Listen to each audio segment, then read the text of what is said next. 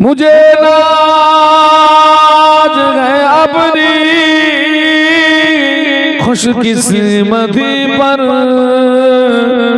मेरे हाथ में गए दामने मुस्तफा की, नगम है फुआर का न तूफा का परोआ, मैं डूबूंगा फिर भी किनारा करूंगा। अल्लाहुम्मा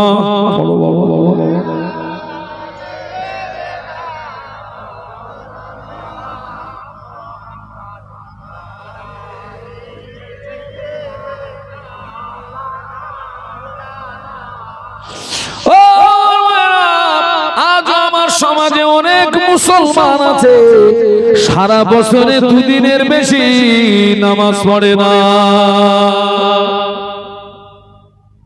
কোন নামাজ? দুটোই।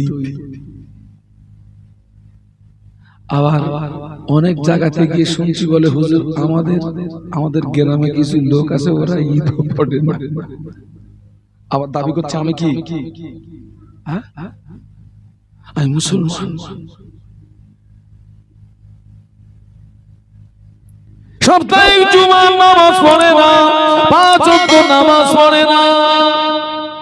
সমাজে কিছু মহিলা আছে মেয়েদের ঈদের নামাজ নাই, মেয়েদের জুমার নামাজ নাই, মেয়েদের ঈদের নামাজ নাই, মেয়েদের জুমার নামাজ নাই।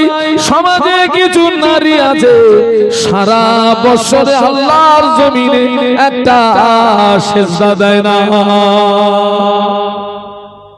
আমি কি ঠিক বলছি না ভুল বলছি?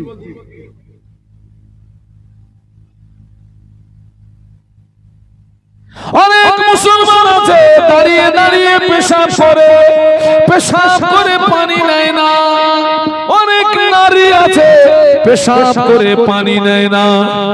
এই জওয়ান, এই যুবক, এই নারী, তুই যদি পেশাব করে পানিটা না নিস, বিনা তওবায় যদি মারা যাস, তোর কবরের আগুন কিয়ামত পর্যন্ত বন্ধ হবে না। কবরের আযাব সবচেয়ে বেশি হয় পেশাব থেকে না বাঁচার কারণে। বলুন আল্লাহু আকবার, একটু জবান খুলে বলুন। কবরের আযাব সবচেয়ে বেশি হয় কিসের জন্য বলেছি? পেশাব থেকে না বাঁচার কারণে। আরে বাবা, সমতল জায়গায় পেশাব করলে ওই পেশাব গায়ে লাগার ভয় থাকে না? থাকে না? থাকে না? আর যেখানে একটু খোঁড়া টোড়া আছে এরকম জায়গায় যদি ইস্তেঞ্জা করা হয় তাহলে ওটা গায়ে লাগা ভয় থাকে না। তা আল্লাহর নবী যখন বললেন যে সবচেয়ে বেশি কবরের আযাব হয় পেশাব থেকে না বাঁচার কারণে, সাহাবীরা, অনেক সাহাবীরা কাঠি নিয়ে ঘুরতেন। কাঠি বাবা, পেশাব লাগলে ওই কাঠির মাথা দিয়ে জমিটাকে একটু খুঁড়ে নিতেন। একটু সুবহানাল্লাহ বলবেন না? আমি কি আপনাদের উপকার করছি না ক্ষতি করছি?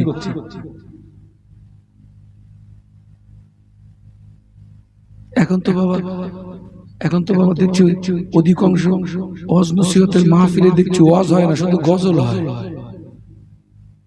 কি হয়? গজল হচ্ছে। আগে অনেক মাহফিলে বাদ মাগরিব আপনার জিকিরের মজলিস হতো না? কে মুরব্বিরা হতো না জিকির? এখন কিন্তু জিকিরের মজলিস উঠে গেছে। এখন একজন গজল বলতেছে, দুজন দুই দিকে মাইক নিয়ে হুক্কু হুক্কু হুক্কু হুক্কু। ওরে শয়তান, হুক্কু হুক্কু কি? হ্যাঁ, হুক্কু হুক্কু কি?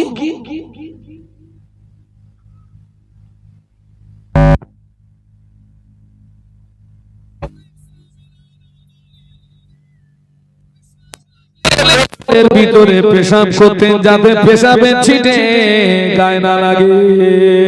যারা দাঁড়িয়ে দাঁড়িয়ে পেশাব করে, কিছু পেশাব লাগে পা, কিছু পেশাব লাগে গা, কিছু পেশাব লাগে হাতে। অনেক সময় দেখা যায় জন্তু নিজের পেশাব নিজে খায়, তার মানে ওই হাত অজান্তেই ওর গালে চলে যায়।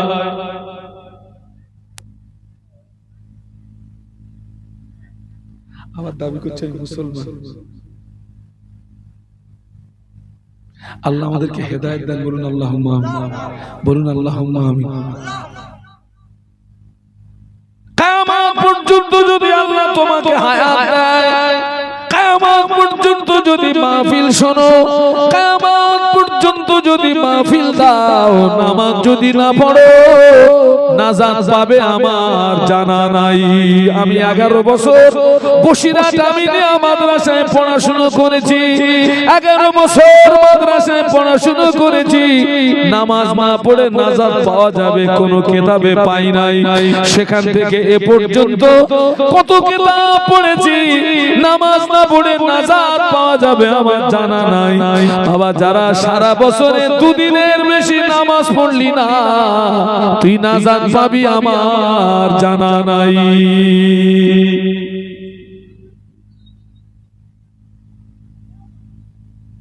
এখন তো অধিকাংশ মাহফিল হচ্ছে প্রতিযোগিতামূলক মাহফিল। এই ওরা দেখদিনি হুজুর এনেছে কটা?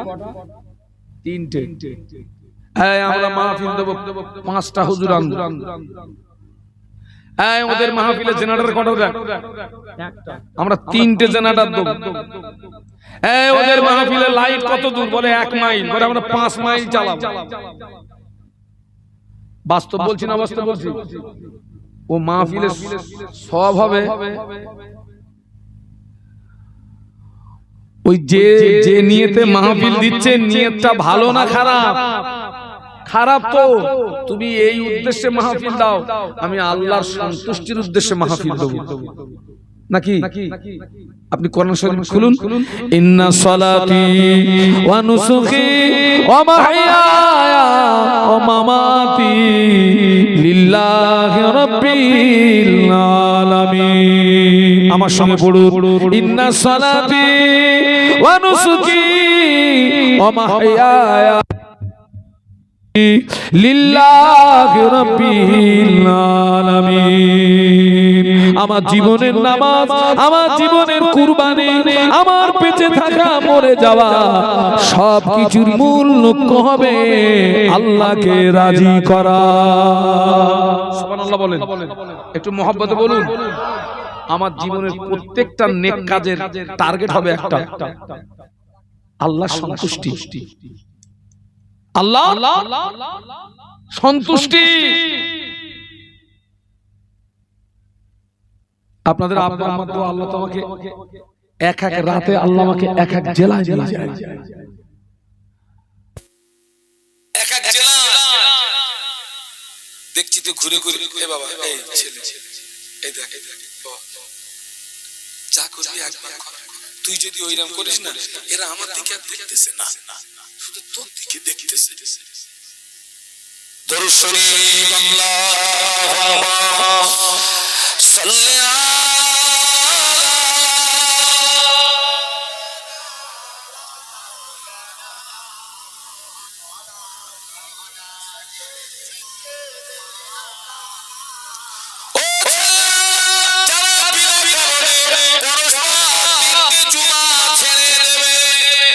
ঠাস করে কথা বলেন, কটা জুমা?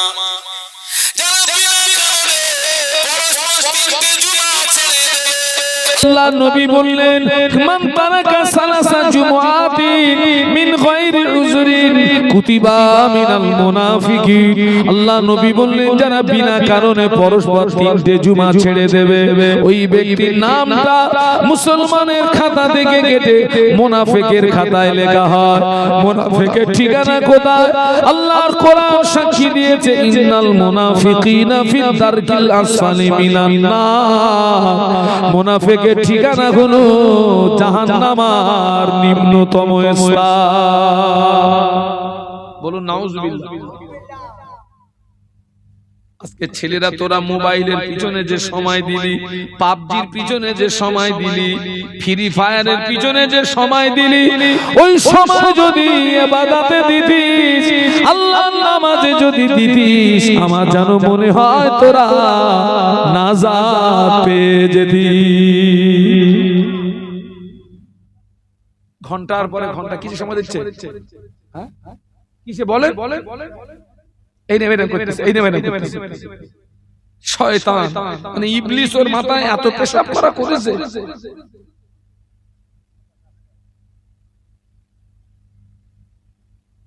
আল্লাহ ওদেরকে হেদায়েত দেন, বলুন আল্লাহুম্মা আমিন।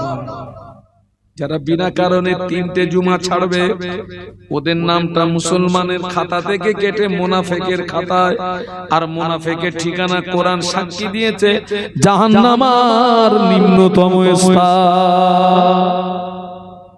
নিম্নতম স্থান মানে একেবারে তাহতা সারা, এইটা হচ্ছে জাহান্নাম। ওদের ঠিকানা হবে একদম।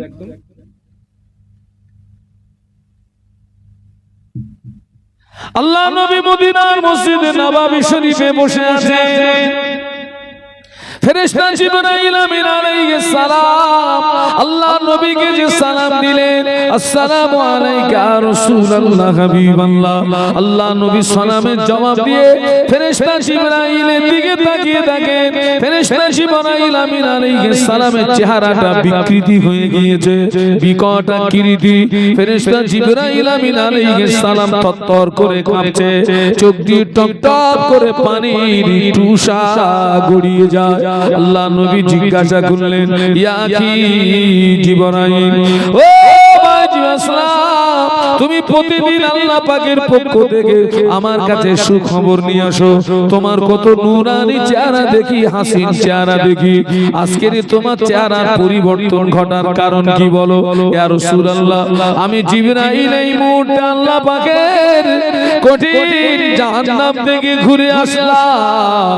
আল্লাহর জাহান্নাম এত শক্ত জায়গা, ওই জাহান্নামকে পরিদর্শন করার সঙ্গে সঙ্গে আমার চেহারাটা বিকৃতি হয়ে গিয়ে আমার চোখের পানি গড়িয়ে যায়। আল্লাহ নবী বললেন, ভাই জিবরাইল, জাহান্নামের ভিতরে কি কি দেখলে আমাকে একটু বলো না ভাই, আমাকে একটু শোনাও না ভাই। ইয়া রাসূলুল্লাহ হাবিবাল্লাহ, আল্লাহ পাক জাহান্নামের আগুনকে সর্বপ্রথম 1000 বছর জ্বালালেন। 1000 বছর জ্বালানোর পরে জাহান্নামের আগুনের রং হলো সাদা। আল্লাহ আবার 1000 বছর জ্বালান, 1000 বছর জ্বালানোর পরে জাহান্নামের আগুনের রং হলো লাল। আল্লাহ আবার 1000 বছর জ্বালান, 1000 বছর জ্বালানোর পরে জাহান্নামের আগুনের রং হলো কালো। ইয়া রাসূলুল্লাহ, ইয়া হাবিবাল্লাহ, জাহান্নামের আগুনে তো কালো, যারা জাহান্নামী হবে আগুনের মতো পাশাপাশি দাঁড়িয়ে থাকবে, কিন্তু না না, জাহান্নামের আগুনে তো কালো, একে অপরকে দেখতে পাবে না। বলুন না আল্লাহু আকবার, একটু জোরে বলুন না। এত কালো হবে জাহান্নামের আগুন, এত কালো। আল্লাহর ফেরেশতা জিবরাইল আমিন আলাইহিস সালাম বলেছিলেন, ইয়া রাসূলুল্লাহ, ওই জাহান্নামকে যদি একটা সূচ দিয়ে সিলসর করে দেওয়া হয়, সূচের সিলসর দিয়ে সরিষা দানা পরিমাণে জাহান্নামের আগুন যদি পৃথিবীর জমিনে নেমে আসে, কিয়ামত পর্যন্ত পৃথিবীর জমিনে কোনো সবুজ লতার জন্ম হবে না। ইয়া রাসূলুল্লাহ, যারা জাহান্নামী হবে, জাহান্নামীদের যে পোশাক হবে, ওই পোশাকটাকে নিয়ে যদি আসমান এবং জমিনের মাঝখানে ঝুলিয়ে দেওয়া হয়, জাহান্নামীদের পোশাকের তাপে তামাম পৃথিবীর মানুষ মারা যাবে। আল্লাহ নবী একদিন সাহাবীদের নিয়ে বসেছিলেন, হঠাৎ আল্লাহ নবী সাহাবীদের লক্ষ্য করে বললেন, ও আমার সাহাবীরা, তোমরা কি কোনো আওয়াজ শুনতে পেয়েছো? না ইয়া রাসূলুল্লাহ, কিসের আওয়াজ? আল্লাহ নবী বললেন, ও আমার সাহাবীরা, আল্লাহ পাক জাহান্নামের উপর থেকে একটা পাথর ছেড়ে দিয়েছে, ওই পাথরটা জাহান্নামের নিচে গিয়ে পৌঁছালো, আমি রাসূলুল্লাহ ওই পাথরের আওয়াজ শুনতে পেয়েছি। আল্লাহ নবী বলেছিলেন, ও সাহাবীরা, জাহান্নামের উপর থেকে বড় একটা পাথর যদি ফেলে দাও, ওই পাথরটা জাহান্নামের নিচে পৌঁছাতে 70,000 বছর সময় লাগবে। কত?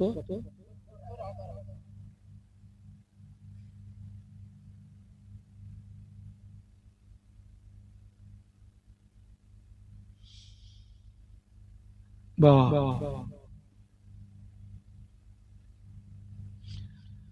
আল্লাহর নবীর বিশ্ব নবীর দায়িত্ব ছিল কলেমা প্রচার করা। আমার দিকে তাকান, আমার দিকে তাকান। বিশ্ব নবীর দায়িত্ব ছিল কলেমা, কে মানবে না মানবে তার ব্যক্তিগত। আল্লাহ নবী কাউকে জড়িয়ে ধরে বলে তোর কলেমা না পড়লে কিন্তু ছাড়বো না, কলেমা না পড়লে ফেলতে পারে না।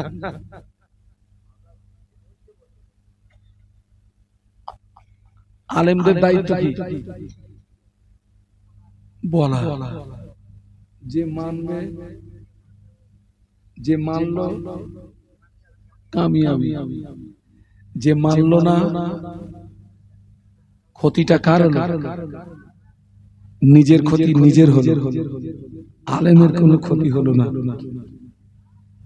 আমার দায়িত্ব এরা আমাকে দাওয়াত করে এনেছে, এই কমিটির ছেলেরা আমাকে দাওয়াত করে এনেছে। আমার দায়িত্ব, আল্লাহ আমাকে ন্যূনতম জ্ঞান দিয়েছেন, আমি বলছি মানবেন না মানবেন আপনাদের ব্যবহার।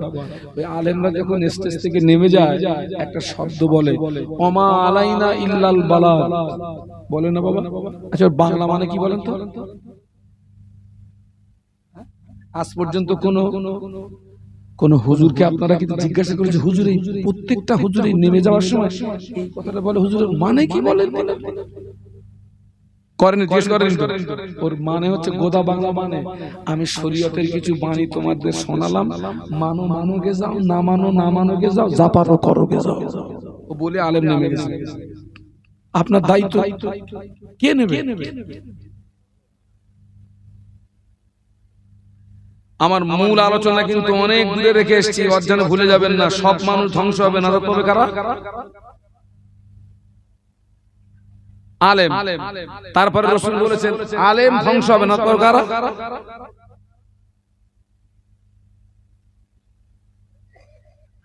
আলেম ধ্বংস হয়ে যাবে, আমলকারী নাজাত পাবে। সুবহানাল্লাহ বলুন। ওইটা কিন্তু আমার মেল লাইন, আমি কিন্তু কট লাইনে আছি, আবার কিন্তু আমি মেল লাইনে যাব। ও জোয়ানেরা যুবকেরা শুনে রাখো বাবা, জানা বিনা কারণে পরস্পর 3টে জুমা ছেড়ে দিবি, ওই 70,000 বছর গর্ত তোর জায়গা হবে। আপনাদের এখানে মসজিদ কোথায়? পাশে।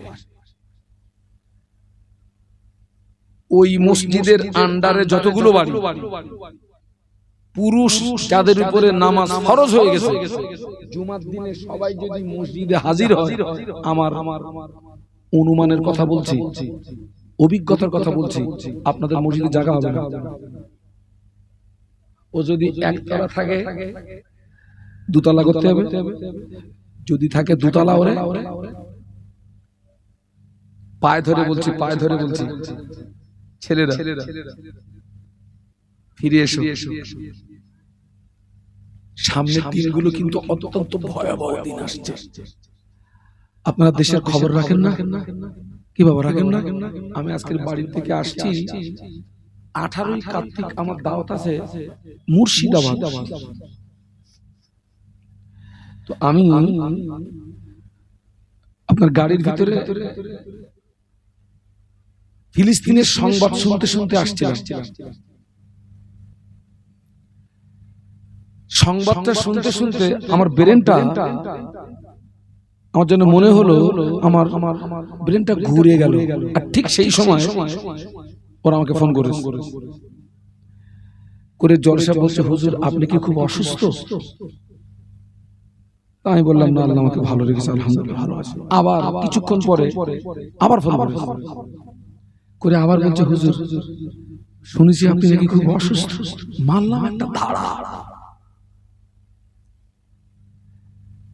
লাইনটা কেটে দিলাম। তারপরে ফোন করিয়ে যাচ্ছে। আচ্ছা ভাই রাগ হবে না? হবে না। আমি তো ফার্স্ট রাউন্ড ওদেরকে তো বলে দিয়েছি আলহামদুলিল্লাহ আমি ভালো আছি। আবার ফোন, হুজুর শুনেছি আপনি খুব অসুস্থ। আমাদের জলসার কথা মনে আছে? আমার ছেলেরা, জওয়ান যুবকেরা, বাবা আজকে তামাম পৃথিবীতে তাকান তো মুসলমানদের কি অবস্থা ভাই, আমাদের কোনো দাম আছে? পাখির মতো মেরে দিচ্ছে না। এই জোয়ান যুবক, তুমি এখনো পর্যন্ত ঘুমাচ্ছ কি করে? তুমি মুসলমানের ছেলে,